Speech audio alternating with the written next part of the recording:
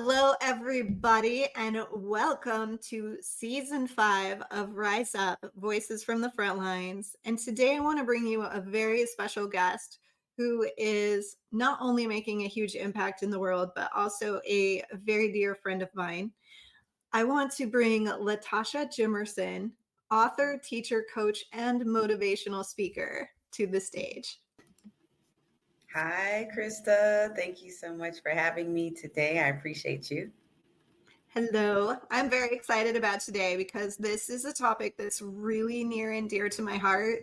And meeting you has showed me some really awesome ways that I can take some of the healing work that I do and move people forward to the next step and the amazing impact that will come from that. So I'm really excited about today's conversation.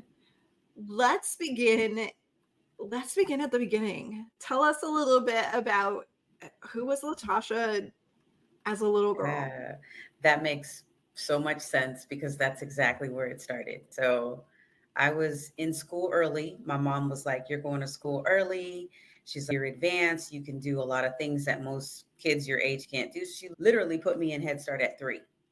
And so I was in Head Start, 3 years old. And I remember my favorite activity of the entire day was sitting crisscross applesauce on the carpet, listening to the teacher during story time, right? You remember that? Like you're just sitting there and you're waiting for the teacher to tell the story. And they're holding up the book, showing all the pictures. That's my first memory of reading and storytelling and being engaged and being a part of the school. I always loved school. And so to be in school early, like that was a blessing to my life. And it's paid off huge. So I'm really glad that my mom was able to do that. And that program was available at that time. So, yeah, the very beginning starts with me at 3 years old being curious and excited and just ready. I always showed up ready to learn, regardless of what they were going to teach. I was always like, what are we learning? Like in my mind, like, what's going on? Yeah, that's the early me. That's the early Latasha at 3. Oh my goodness. It's so different how people's memories of things for because I've always been highly intellectual too, but when I was a child it was discouraged. It was children are seen and not heard, Mhm. curiosity is annoying, and school was an escape for me. Same love for learning that was developed, but it came from a very different place. Yeah. Uh, and stories were an escape. Stories were like, oh, reality's ugly, but this world, Mhm. I can get really interested in someone else's world and I can spend a lot of time in their world and Yeah. like then I can ignore mine. That's true. And I was born into a family where my mom was 15 when she had me. Mm. So there was a lot of turmoil, a lot of arguments because her parents were frustrated because she popped up pregnant with me at 15, right? And she was excited. She was happy. She called me her sunshine and her teddy bear.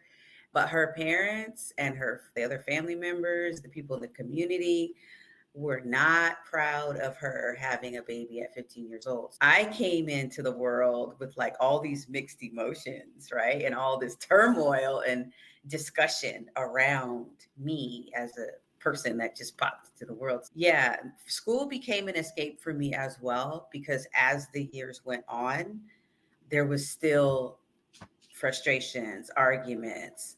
There's a period of my life where there was a lot of violence and a lot of abuse in the home. So I understand what you're saying about being able to escape because that's what the library did for me. Like I was in the library all the time, elementary, middle school, high school, even college. Like I was in there, like from the time it opened to the time it closed. And people would ask me, like, what do you do? What do you do in there? And I'm like, that's where the books are. I'm reading. I'm learning something different. And so it was also an escape for me. And it was also a safe place, Right. fun place where I could go talk to people about their ideas, and we talk about my ideas. And at home, it was similar. It was okay. You talk too much. Go over there. Go have a seat. you know, or you need to mind your business, because I was always asking a lot of questions. And so I got that too. Children are to be seen and not heard. Go over there and sit down, be quiet, stay out of the way, and let the grown folks talk. Yeah. I get you. I got you. Children of the 80s. Yep. Children of the 80s. That was our life. That was it. And there was no cell phone. So we could just, we didn't have nobody to talk to. I would just go to my room and talk to my Barbie dolls, because I didn't have nobody else to talk to. So that was my life for a long time. So what are your memories of the transition from reading to realizing that you had your own voice and starting to write? Yeah. So I remember getting a diary at 12. So that was my seventh grade year. Got my diary, and I would write in it to just express how I was feeling about what was going on in our house. It was a safe place, like a little secret place where I could write down what I actually thought about what was going on, and I could document what I was witnessing, because I witnessed a lot. My siblings were younger, so they were completely unaware of what was happening in the house. But I literally would write everything. And I don't know where I got this from, because nobody taught me to do this. But every day I would sit on my bed and I would write a journal entry into my diary. And then I would close it and lock it, because we had, remember those little key thingies? You could lock it. And I put it up in my closet way at the back. And I just, every day, that was my daily routine. Whatever I was going through, right, I would write it down, put it away. And I guess that was my way of like de-stressing and getting it out of my mind, because I remember having anxiety as a little kid. I remember like wetting the bed. I remember like sucking my thumb for a long time. I remember like pulling my hair out. And those were all things that shows a child having anxiety, being stressed out at a young age. That was me. That was my life. So I was like, I got to figure out a way to soothe myself, make myself feel comfortable. And that's what my diary did for me. I was able to put my thoughts in there and then be able to put on a smile and go to school the next day. I guess that's what was happening in my mind. So you naturally came to the idea that you naturally came to the discovery of how important ritual is. Yep. And in that closing of the book and locking of the book, you put those emotions and those experiences away for the day so that you could actually function without, you put the baggage down for a while. And that's a huge accomplishment for a young person to naturally come to. People spend years in therapy learning Yeah.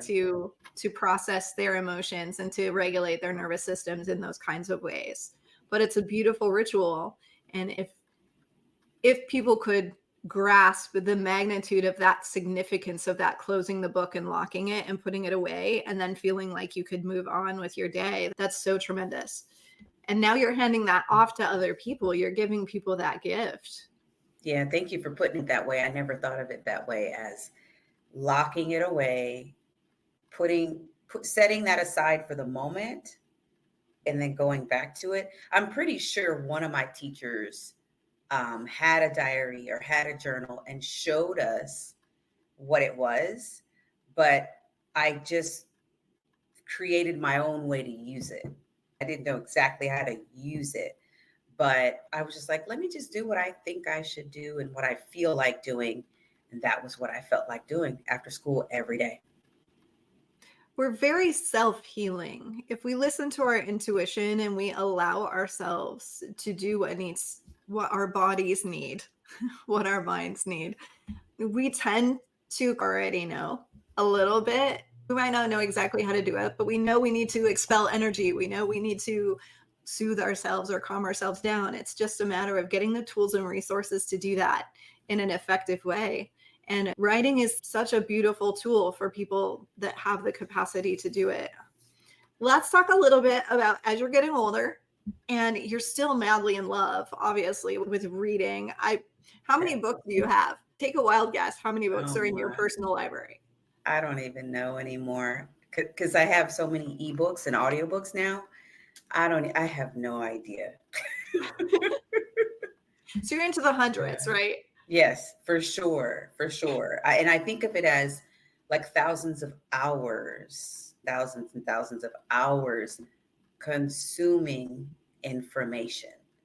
That's how my mind thinks of it. Like hours a day, I would spend at least 8 hours a day reading some kind of material, like taking a deep dive into something. And it was a lot of history, a lot of things that happened in the past. I would go to whatever library I was at, especially in college. I would go to the basement of the library where they kept all the old musty books, and I would literally open them up. I would read encyclopedias. I would go through the dictionary and practice certain words. I would write down, copy certain sentences. Like, I just got really, I lived inside of the pages of books. Like, I just got all in it. And my mom encouraged me. She would always say, "Girl, you better go put your nose in a book." And I literally did that. Literally, my nose was always in a book. So For the inevitable thing of all of this love for books and love for writing is it culminates in you being brave enough to tell your own personal story. So tell us a little bit about that process for you. Oh yeah. So the writing of my first book happened when I was in my already in my early 40s, okay? And I was teaching full time, so I had a full schedule all day of teaching. At this time it was social studies middle school. And then I had three kids, one in elementary, one in middle school, one in high school. So that was busy, a whole busyness at home. And I would be up late at night because I couldn't sleep. Again, anxiety, these racing thoughts, the things, all these things that had happened to me when I was young, they were all still circulating in my mind. And it was hard for me to slow down. Like you said, my nervous system, it was always on. It was always on. So I started writing again as an adult, but then I wasn't consistent. And so I started having these really bad dreams. And that led me to go into therapy because I couldn't figure out why I was having these bad dreams. I couldn't figure out where these ideas were coming from. And so my therapist said, "Are you journaling?" And I was like, "What is that?" She was like, "Are you writing down the things that are in your mind or the triggers in your outer world that are bothering you?" And I was like, "Oh, I used to do that years ago."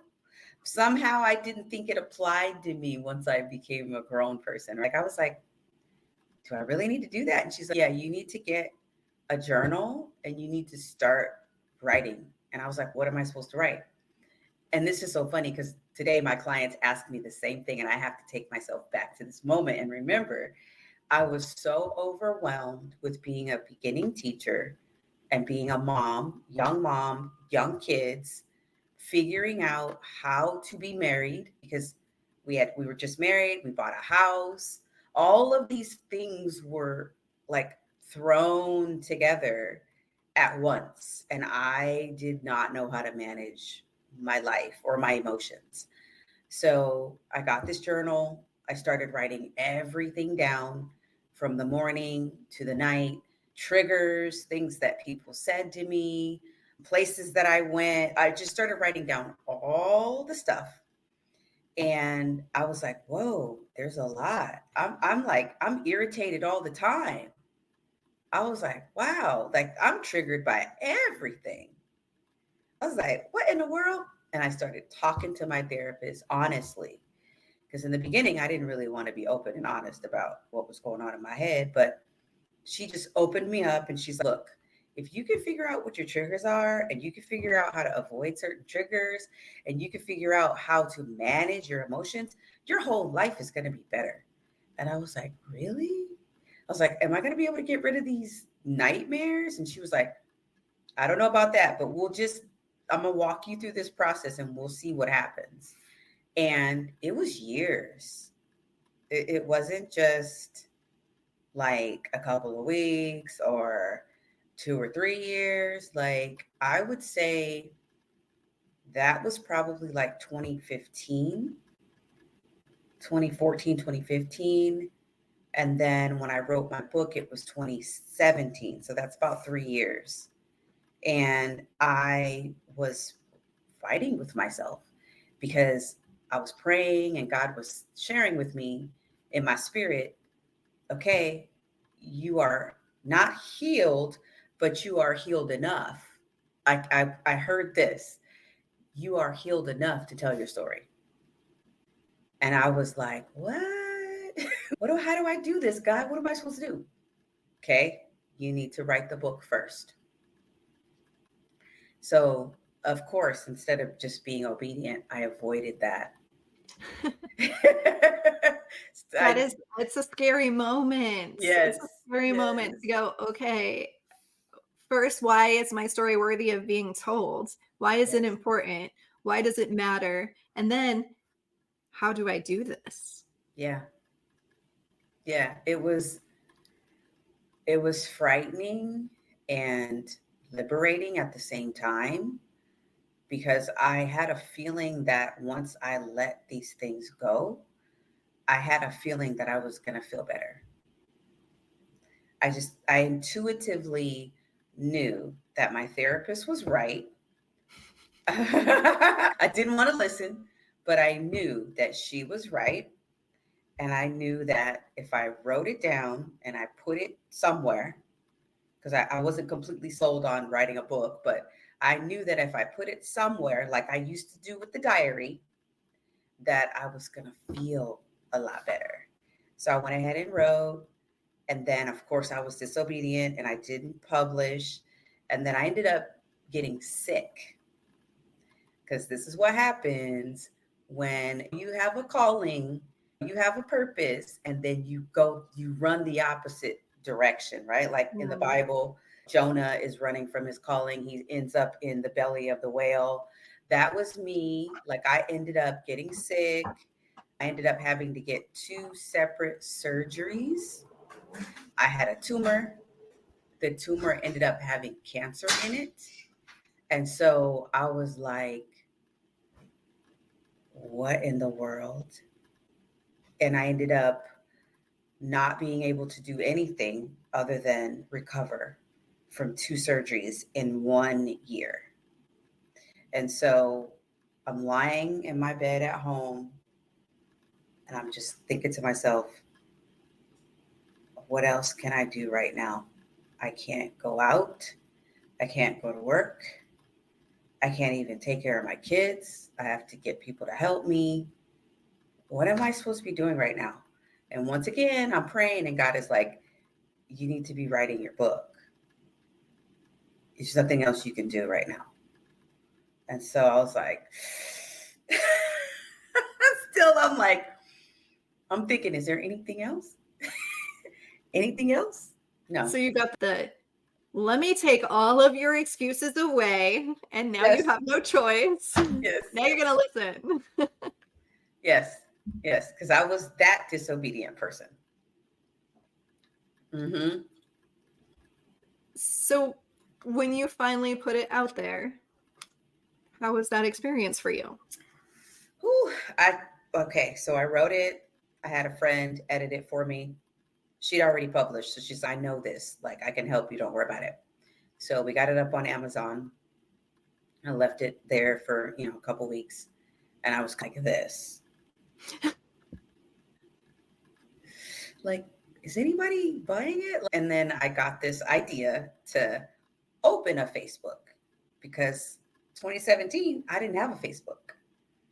I was like, I call myself a little turtle. I was in a turtle shell in my classroom, teaching every day, getting my kids, doing the dinner thing, the homework, and packing the lunches and all that stuff. So I was like, I don't need a Facebook. I'm already busy enough. I don't know why people are on Facebook. Like I had all these ideas about Facebook, right? And then I went on there, opened up an account, and I was like, you know what? I need people to see my book because I don't know how they're going to find it. So posted an image of my book and I said, all right, I wrote this book and it's about my life. And if you want to buy it, it's on Amazon. And people started sending me messages in the DM. They were like, you wrote a book? And I was like, bless you.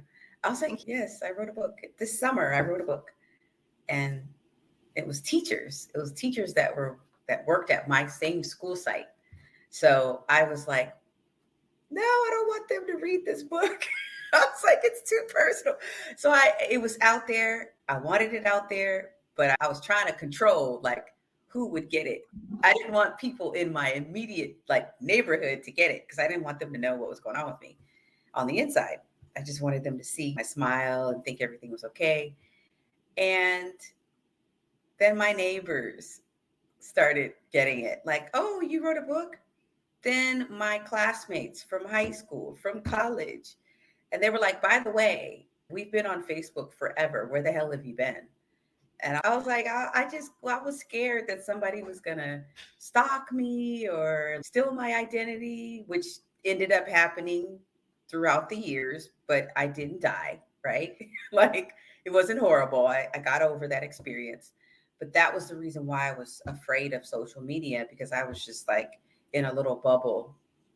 But when the book came out, I realized, okay, this is a story that people need to know. And I need to put this out so that people can learn from my life. And I quickly started to realize when I got feedback from people, I started to realize that number one, I'm not alone. And number two, it's not that big of a deal. Okay. Because I talked about being depressed. I talked about being diagnosed with bipolar, which I was so ashamed of. I was so embarrassed about. And then I started researching, finding out, oh, hey, I'm not. There's millions of people that have been diagnosed with bipolar. Oh, okay. So it's not that big of a deal. And then I talked about growing up in a house full of violence. My mom would get beat all the time. And I would be shaking because I could hear what was happening in the next room. And I would be like not able to go to sleep at night. So I wrote about that. And then I wrote about being molested by family members and being ashamed of my body and being ashamed of my own sexuality because I went through periods of being very promiscuous and sexually curious. And so I was ashamed of that. And even in my marriage, I had major issues with being comfortable and sexual in my own skin. So I wrote about these things and I started to realize once people gave me their feedback and told me how they felt, I was like, damn, I'm not alone. And guess what? It's not that big of a freaking deal. So that writing my own personal story liberated me. It gave me the freedom to be like, you know what? All that stuff that happened, that's not me. That's what happened. That's over there. Right. So when that book came out, it was like I felt like a whole new person who was not attached to all of that negativity. Like I felt like the true me that was really on the inside that God made, that person got a chance to live without all that fear and anxiety. So it was a painful process, but it was something that needed to happen to get me through to be able to teach the way that I teach now with really authentic life experiences, authentic stories. I'm able to pour into other people because of that process that I went through that was excruciating for me. I think that was a very long-winded answer. And I don't even remember the question, but I hope I answered it. No, that was a perfect answer. And that is the process that I love having other people articulate it, because that was my experience too, was that I could talk till I was blue in the face to people, but the whole story is never there. There's just bits and pieces, and we reflect with a therapist about an experience, and we're supposed to heal from that experience. But something about that was not enough for me. Something about putting it down on paper and opening the wound and allowing other people to view it, maybe even from a distance. I don't know the nuances of this need, but I had to let other people see it in their own terms, in their own time. And I just had to put it out there and let them do what they wanted to with it. And that was when I could release it, when I no longer had to constantly help you understand. It wasn't my job to help you see the picture of what I was experiencing so you could fix it. Yeah. I just gave it to you so you could do with it whatever you wanted to. And that Yeah. was the difference between talk therapy and putting it into writing for me, was I could give it to you and let you do it, and I no longer had to be burdened by it. Where somehow with my therapist, I was literally holding space for her to understand me. I was trying to create a picture for her, and when I didn't feel like she was getting that picture, I felt burdened. so, Yeah. so there was something different about the process that allowed a letting go. And that letting go is so important in healing.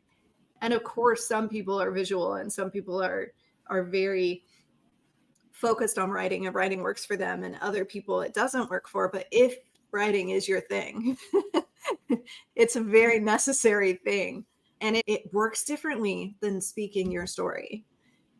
So what are you doing now? Because I know this is probably one of the most important pieces, is you didn't just tell your story and do the healing work for yourself.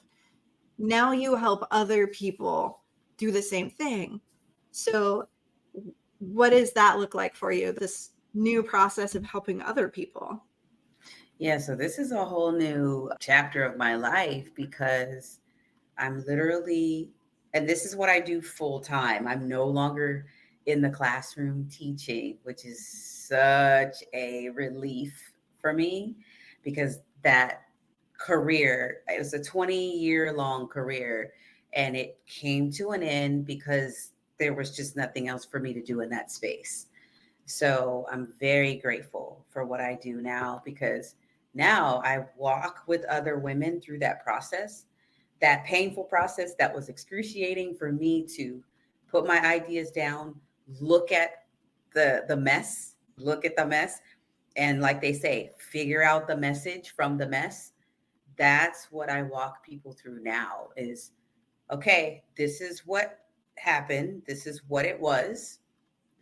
What part of this is going to go in the book? What part of this just needs to stay in your journal? Some of it won't be told, and that's okay.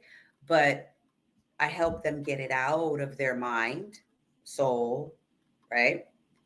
And put it on paper, get it out there. If they want to put it together in the form of a book, that's what we do. If they want to get on stage and talk about it, then I make sure that they have something quality to talk about.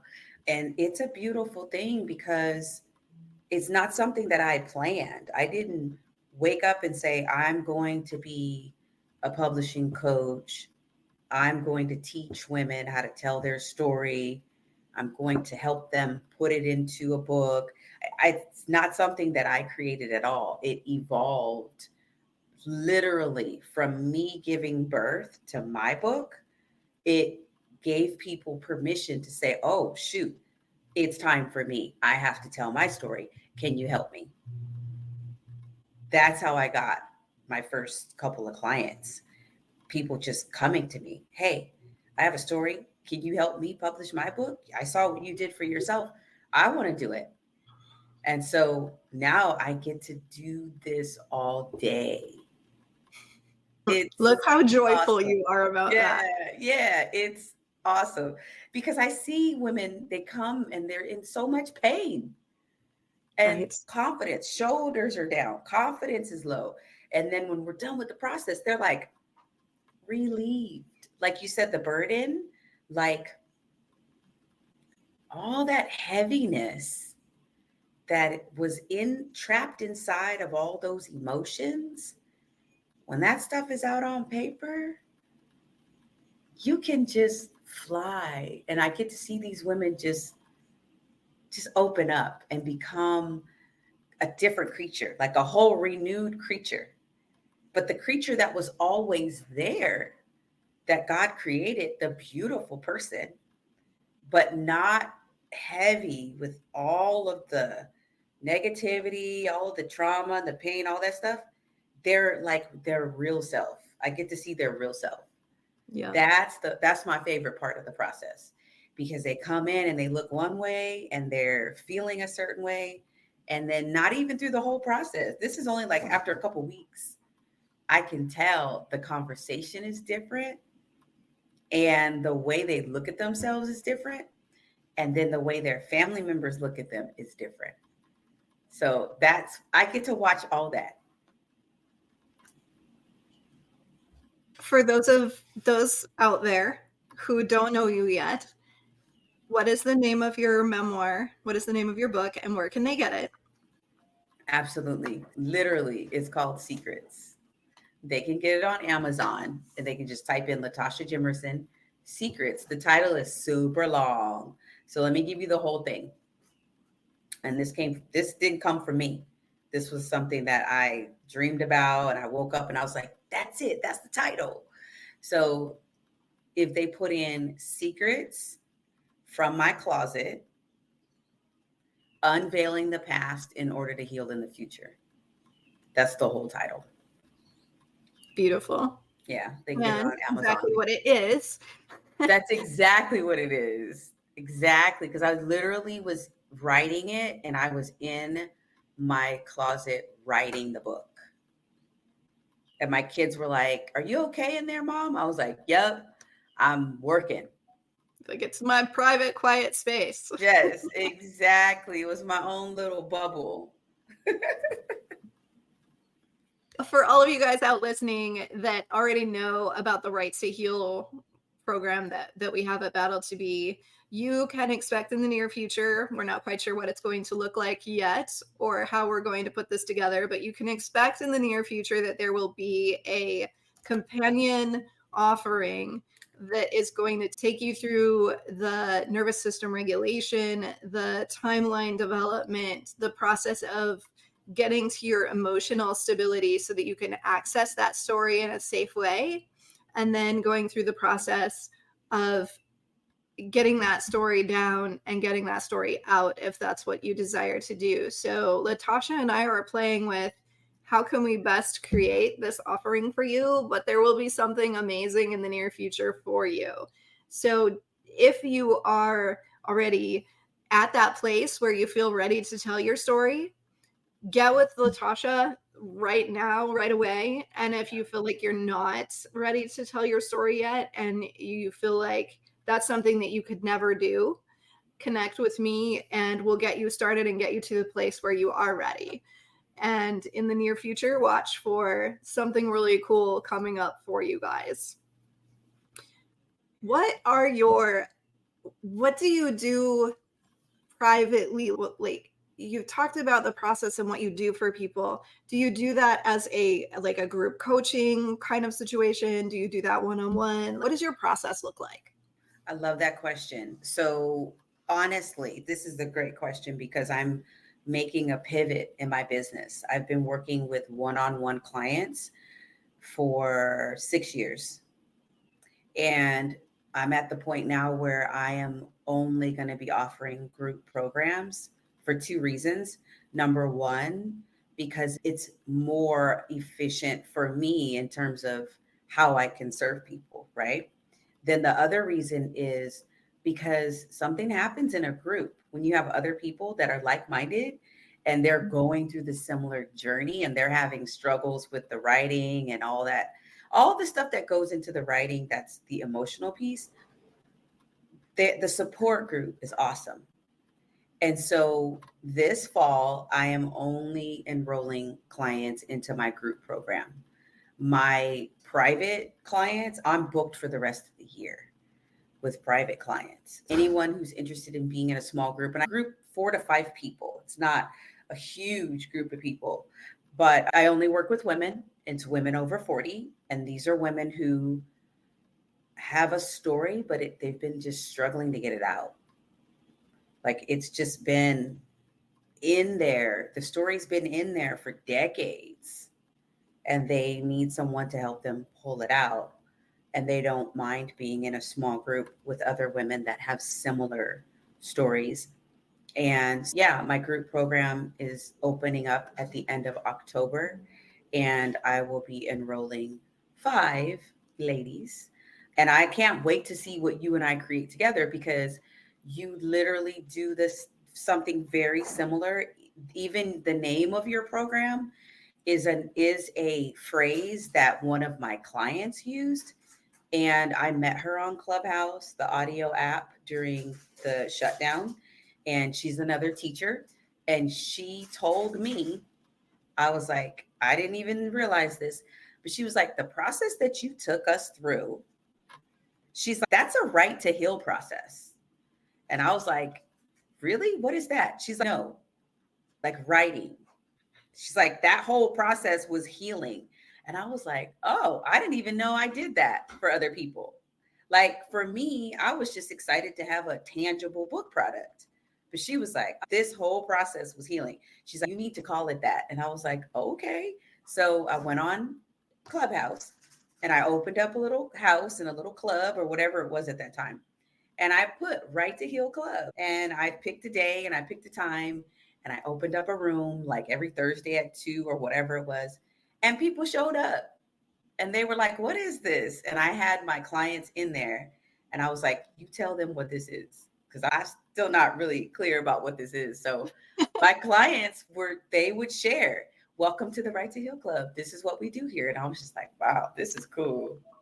Yeah. So when you said that, I was like, okay, Krista and I are going to create something together, because that's not a coincidence that we're using the same language to No. describe the same process. And there's no other language. It's the natural language that just evolves because that's the process, right? Yeah. And when you understand the process and you realize that it is so much more than writing a book, Yeah. it's so much deeper than writing a book. And it's so much bigger than getting it out of ourselves, because once it gets into the hands of others, it's creating that ripple effect, it's creating that compounding change. Sometimes reading someone's story and realizing that you're not alone is what it's going to take for someone to heal. Maybe they're not a writer, maybe they don't really want to tell their story, or they're never going to be able to have the capacity to do that. But hearing your story touches them in a way that they go, I'm not alone. And just not being alone is enough to keep them here, is Yes. enough for another day. It's enough for that survival moment, or it's enough for them to help someone else by passing it on and saying, look, this story was amazing. It impacted my life. Maybe it can impact yours too. So it grows so much outside of just writing a book. And Yeah. I definitely don't say just writing a book as in just writing a book, because if you've ever written a book, it's a lot. It's a lot of a Yeah. process, and it's a lot of emotion, and there's a lot of investment, but it's even bigger than that, It's right? way bigger than you or me or the book. Yes. Yeah. It's a soul journey, and you are my soul sister. And I am so happy to have connected with you. And Latasha is actually sponsoring our podcast as well. So you're going to Yep. see her amazing reels on a few of our episodes moving forward. So if you forget her name, you will see her again. I promise. And when I post this episode, we're also going to attach all of her social media links so that you can get a hold of her and get registered for that course that's coming up, if Yes. that is something that you're interested in. And again, even if you lose all of this information and you message me and say, who was that who was that publisher lady, or who was that lady that you had on? I will connect you to her. So even if you lose everything, just message me. I'm easy to get a hold of. We'll get you to Latasha. Awesome. What would you like to leave as closing words for our audience? I was pregnant for 12 years with my book. Literally pregnant. It was uncomfortable. It was excruciating. It was annoying. I was disobedient. Do not continue to be pregnant with your book. There's so much support now. Do not continue to be pregnant with your story.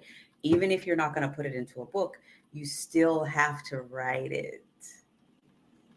You still have to write to heal. You still have to write it because it needs to be, your story needs to be separate from you, because it's not who you are. It's just what you've been through, and somebody else needs to learn from that, and you need to move on. That's it. I love your tone as you say that, and you need To move on. That's the bottom line. You need to move on because you have bigger and better things to do in this life.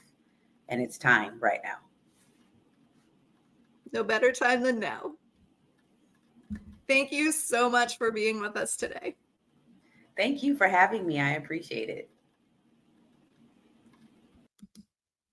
Thank you, everybody, so much for being with us today for this episode of Rise Up Voices from the Front Lines. And don't forget to hit those links and check out Latasha Jimerson and follow her on her social media, and then sign up for that course that is coming up, that group that's coming up this fall. And also, if you want to be a sponsor of our podcast, you can just message me or email us at battle2be, BATLE2BE at yahoo.com. Also, again, of course, and share and follow this podcast. This podcast actually supports a 501c3 nonprofit that serves those who serve country and community and works in crisis response for our local community. So every single dollar counts and makes a difference in the lives of those who are out there serving their country and community. So thank you so much for watching this episode, and we will see you again next week.